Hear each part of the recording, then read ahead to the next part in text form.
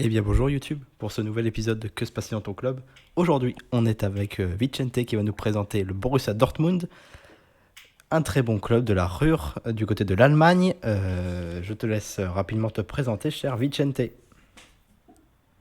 Bonjour YouTube, bon Vicente, mon vrai nom c'est Vincent. J'habite dans le sud de la France à Montpellier et je suis supporter du Borussia Dortmund depuis 2009. Très bien. On va partir avec la première question. Que penses-tu de la saison du Borussia Dortmund qui est donc terminée malgré tout dauphin du Bayern de Munich? Malheureusement, comme l'an dernier, comme j'ai souvent décrié, malheureusement toujours en dents de scie, toujours les mêmes problèmes défensifs comparés à l'année d'avant. On nous avait annoncé un Marco Rose. Moi, dès le départ, j'avais déjà annoncé que de toute manière, ça sera bis repetita. La preuve en est, on finit deuxième comme l'an dernier. Et on se fait éliminer en quart de finale contre un Sampoli de deuxième division assez honteusement. Et aussi à peine un barrage de Ligue Europa, enfin un tour préliminaire. Ouais, éliminé contre un Glasgow Ranger. C'était honteux, quoi. Je comprends tout à fait. Justement, t'en parles du coup de Marco Rose. Qu'est-ce que t'en penses malgré tout du parcours de Marco Rose à Dortmund? Et penses-tu qu'il aurait pu faire mieux cette année s'il était resté? Non, clairement non. Il aurait pas pu faire mieux. Il aurait, de toute manière, dès le départ, pour moi, c'était pas le candidat idéal. Pour preuve, il a fait un an, on le licencie au bout d'un an, c'est pas pour rien. Tout à fait, oui. Puis surtout une campagne européenne très très compliquée, avec donc une Avec un troisième.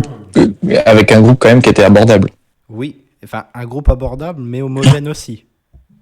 Oui, mais bon, tu peux pas finir troisième, sachant que tu te qualifies chaque année entre le huitième de finale et le quart de finale chaque année. Hmm.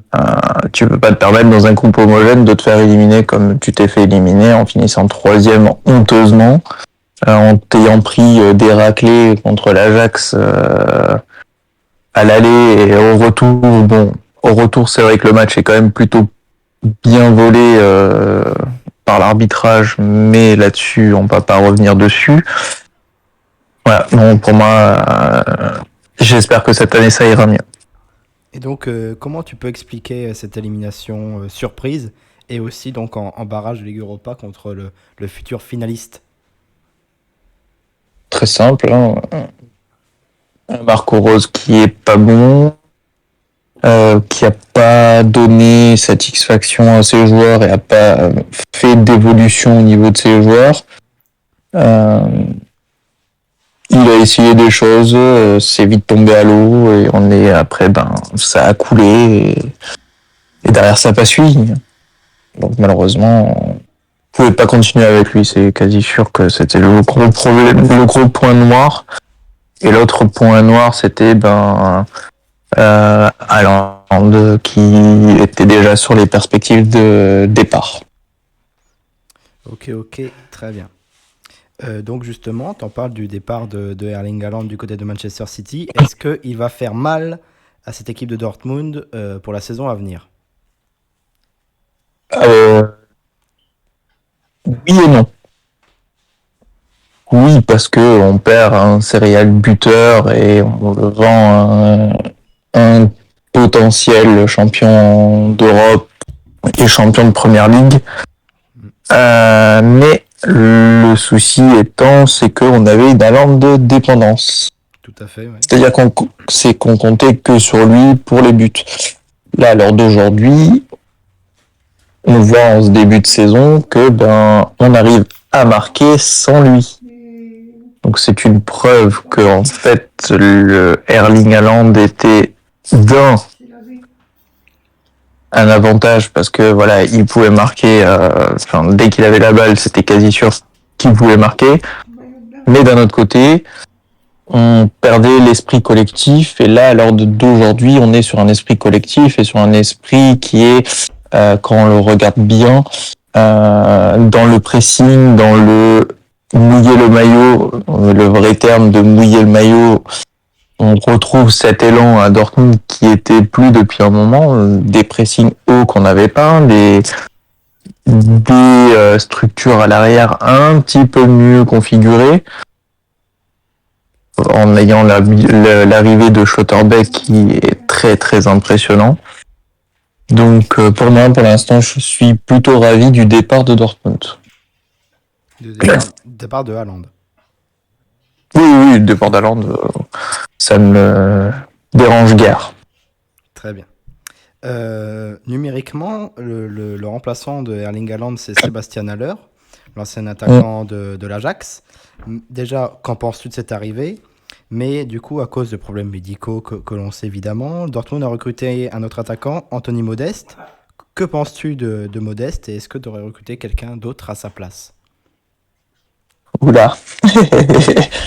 Alors, il y a donc à l'heure, nous avait fait très mal avec l'Ajax. Faut s'en rappeler. Il finit quand même avec 10 buts juste en phase de poule de Ligue des Champions, donc quand même un attaquant de qualité, dont on a connu déjà l'Eintracht Francfort il y a 2 saisons en arrière. Malheureusement, il s'est perdu à West Ham. Ça n'a pas fait ce qu'il aurait dû être à West Ham. Mais il s'est rattrapé à l'Ajax. Je pense qu'il était un bon tournant de sa carrière pour Dortmund. Malheureusement, on nous a vendu un joueur qui était malheureusement, comme on dit, blessé, enfin malade. Et je pense qu'à l'Ajax, ils étaient déjà au courant. Mais bon, trêve de bavardage là-dessus.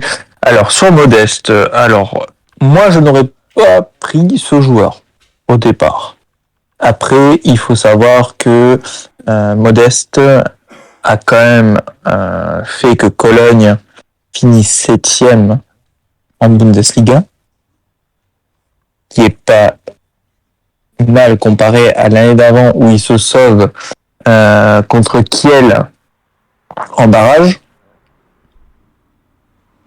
Donc Modeste a quand même contribué énormément la saison dernière à Köln, mais j'aurais pas choisi ce type de joueur.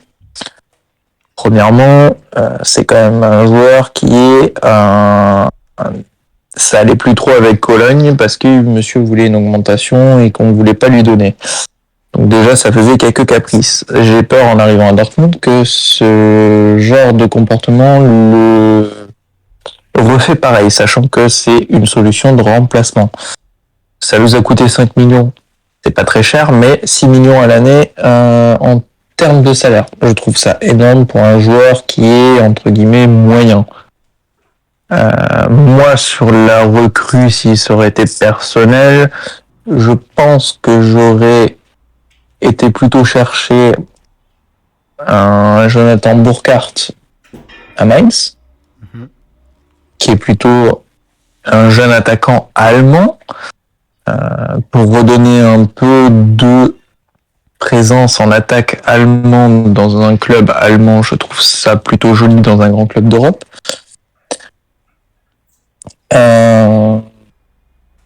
Pour moi, j'aurais été plus sur cette option-là. Certes, ça aurait été plus cher. Certes, ça aurait été 17 millions. Même plus? Parce que Mainz... Non. Ouais, mais le problème, c'est que ces années de contrat sont un peu courtes. Donc, les 17 millions, ils auraient facilement accepté et je pense qu'ils auraient préféré le vendre au Borussia Dortmund que le vendre au Bayern. Je comprends, oui. Donc, comme tu disais, Marco Rose a quitté Dortmund et il y a un nouvel entraîneur, c'est Edin Terzic, qui était déjà entraîneur de Dortmund par le passé. Est-ce que c'est un bon choix de le faire revenir? Grâce à lui, déjà, on a gagné une Pokal. En 2021, oui. Donc, à titre indicatif, Edin Terzic, on peut dire ce qu'on veut sur Edin Terzic, mais il a un relationnel avec les joueurs qui est totalement différent et ça se voit sur le terrain. Alors, certes, c'était peut-être pas ce que j'attendais, Mais je préfère Edin Terzic à Marco Rose. Clairement. Déjà, c'est quelqu'un du club. Après, il faut savoir, on pourrait donner un exemple. Bruno Genesio, qui était à Lyon, qui était entraîneur des jeunes à Lyon, qui est monté entraîneur principal, a quand même fait des belles choses à Lyon, malgré toutes les critiques qu'on peut avoir avec lui. Mais quand on voit ce qu'il fait à l'heure d'aujourd'hui à Rennes, c'est plutôt pas mal. Donc, moi, je pense que Edin Terzic était une solution pas chère et intelligente. Très bien. Oui, comme tu dis, Bruno Genesio à Lyon, c'était sportivement pas mal, mais était détesté par le peuple lyonnais. C'est ça. Dernière question avant du coup l'ultime question. Es-tu d'accord lorsqu'on dit que le Borussia Dortmund est un club de trading? On peut noter par exemple du coup récemment Erling Haaland qui est parti à Manchester City, Jadon Sancho ou dans le futur pour Jude Bellingham. Bien sûr, ça a toujours, c'est un peu l'ADN du club.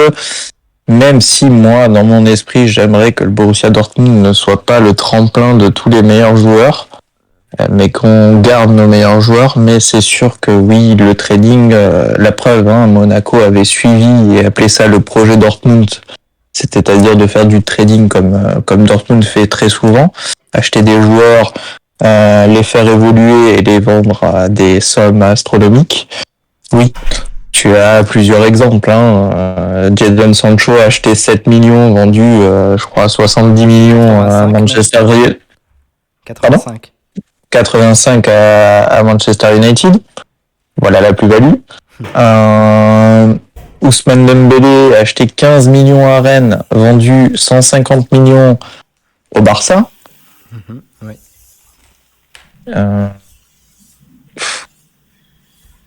Oui, on peut dire que c'est du training.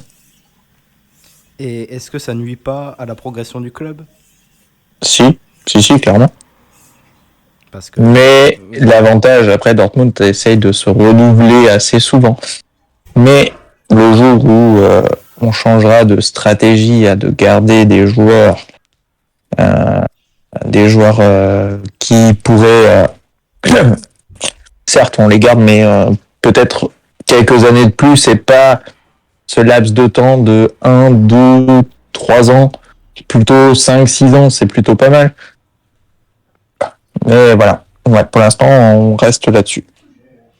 Ok, très bien. Et donc on arrive à la dernière question que tous les participants ont eue. D'après toi, si tu étais le coach, donc en remplacement de Edin Terzic malgré tout, quelle serait ton équipe pour la saison prochaine, donc cette saison 2022-2023? Alors, je vais te dire la première chose qui va être simple, c'est que déjà il y aurait quelques joueurs que je me séparerai très rapidement. Donc, dont 2 Belges. Thomas Meunier, Thomas Meunier, Torgan Hazard, voilà. Ces deux-là.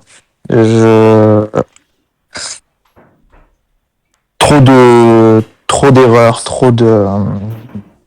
pas le niveau pour Dortmund, je trouve. Torgan Hazard me déçoit de jour en jour. Il va faire un bon match, après ça va être mauvais. Meunier, c'est pas mieux. Voire limite il dort sur son couloir. Pour moi, ces 2 joueurs devraient partir. Alors, j'ai entendu dire qu'il y avait il y aurait un départ de Thomas Meunier avant la fin du mercato. Il y a deux possibilités. Une, Manchester United avec 15 millions d'indemnité.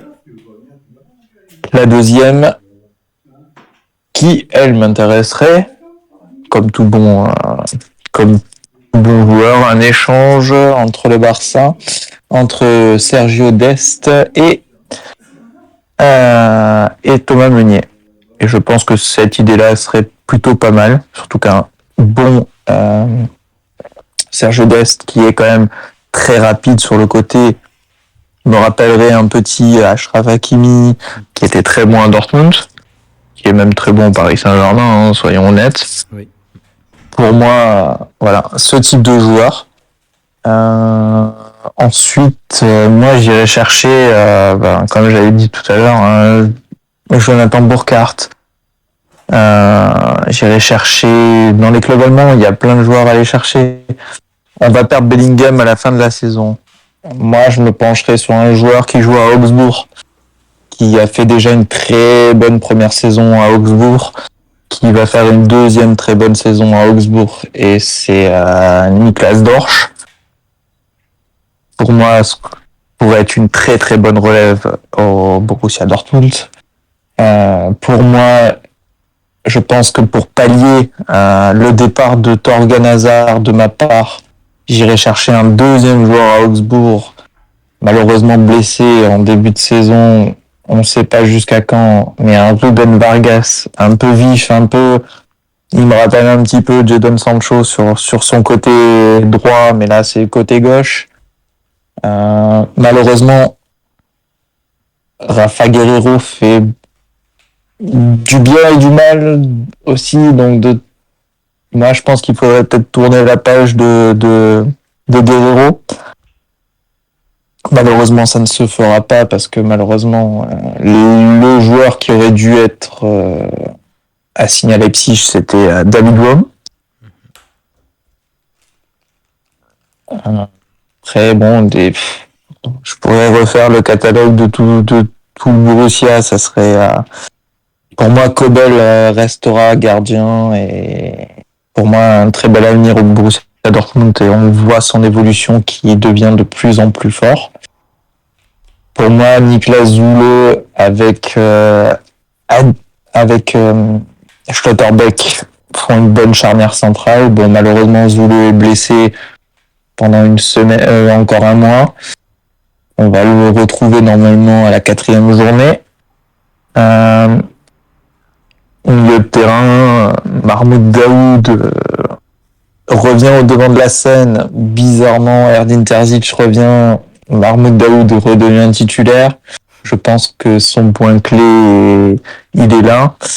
On a Marco Reus qui est quand même, mine de rien, vieillissant. Il va falloir prévoir le remplacement sur quelques années. Un Youssef Moukoko qui, pour moi, malheureusement, manque cruellement de niveau au Borussia Dortmund. Je pense qu'il devrait, moi je le prêterais, peut-être en 2e division, peut-être dans un club un petit peu plus faible en Bundesliga 1, bon, pas à Schalke bien sûr, hein. On va prêter un bon joueur quand même à ce club. Des joueurs, il y a beaucoup de choses qu'on pourrait faire, améliorer. Sébastien Haller, pour moi, en espérant qu'il retrouve son niveau plus rapide après sa chimiothérapie, je l'espère pour lui. Il pourrait être peut-être l'attaquant phare. Pour moi, Modeste, non. Pour moi, il devrait partir. Il fera sa dernière. Pour moi, il fera sa saison cette année et puis terminera sa carrière là-dessus. Il y a des joueurs comme Giovanni Reina qu'on voudrait voir un peu plus. Malheureusement, trop de pépins physiques. Il y a beaucoup de joueurs comme ça. Julian Brandt qui peut être un peu plus épanoui. Pour moi, les soldats qu'il faut qu'ils restent, quoi qu'il arrive, on peut en parler, c'est Marius Wolf. Pour moi, ce joueur, aussi polyvalent qu'il est, il peut dépanner partout, défenseur droit, milieu droit, attaquant, il peut tout faire. Et on peut presque limite rien lui reprocher. La preuve, contre Freiburg, on sort Meunier, on fait rentrer Wolf. Bizarrement, on gagne 3-1. Voilà, pour moi, les joueurs, il y a des joueurs qu'il faut rester. Emre Can peut être un problème, mais comme peut être mais tellement bon. Moi, j'aime ce joueur, Emre Can. Pour moi, c'est un bon joueur, un très bon joueur. Malheureusement, des fois, trop d'erreurs, un peu comme Matthew Hummels. Pour moi, malheureusement, il sait très bien qu'il va cirer le banc cette année. Ça a déjà été annoncé, il est déjà prévenu. Donc pour l'instant, en attendant que Zule revienne de sa blessure, il reste titulaire bien sûr. Il y a le départ d'Akanji qui va être acté normalement à l'Inter de Milan sous peu. Bon vent à lui. Merci pour le service rendu, malgré toutes les erreurs. Il y a 2 joueurs d'avenir qui sont sur le banc, sortant du centre de formation du PSG. À voir ce que ça vaut. Voilà, Ok. moi, en Vas-y. termes de recrues, c'est simple, hein, je te les ai donnés. Hein. Ouais. Pour moi, 3 principales, dont 2 départs actés de mon côté. Ok, très bien. Bah, une très bonne équipe hein, qui peut tout à fait faire plus qu'être éliminé de la Ligue des Champions, ça c'est sûr et certain. Mais après, concurrencer le Bayern, pourquoi pas? Surtout que c'est un Bayern sans Lewandowski. Pourquoi pas? Même si on a vu que sans Lewandowski, finalement, ça marchait plutôt bien. Mais pour moi, c'est quand même possible malgré tout. On termine juste sur une petite chose. Aujourd'hui, il y a une rumeur folle. Ronaldo à Dortmund, tu signes ou pas? Alors, cette idée folle a été lancée par un supporter de Borussia Dortmund et qui a lancé une cagnotte pour récolter 40 millions pour acheter Ronaldo. Qui refuserait Ronaldo? Soyons honnêtes entre nous. Il a peut-être 38 ans, mais à l'heure d'aujourd'hui, on a besoin d'un attaquant. Je pense que il pourrait faire très mal encore à son âge. En tant qu'attaquant du Borussia Dortmund, ce serait beau, mais il faut pas rêver. Ok, je comprends totalement. Eh bien, on arrive vers la fin de la vidéo. Merci beaucoup, Vicente, d'avoir accepté mon invitation. Merci beaucoup à vous d'avoir regardé la vidéo. N'hésitez pas à liker, commenter et partager. Et à bientôt pour une nouvelle vidéo.